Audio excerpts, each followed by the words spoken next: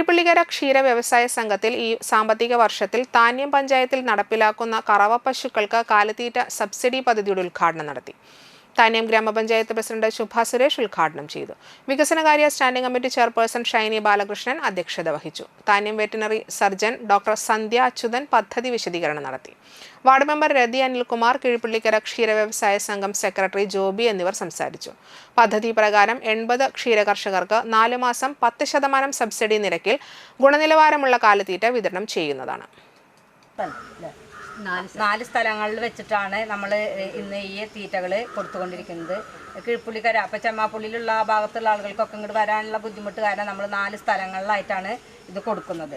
ഇപ്പോൾ 60,000 രൂപ വരെ പശു വാങ്ങിക്കുകയാണെങ്കിൽ 30,000 രൂപ സബ്സിഡി ആ നിരക്കിലാണ് നമ്മൾ പശു വളർത്തലിന് കൊടുക്കുന്നത്. അതുപോലെ തന്നെ ഗർഭിണി കിടാരി വളർത്തലിന് 7,20,000 രൂപ നമ്മൾ ഫണ്ട് വകയിരുത്തിയിട്ടുണ്ട്.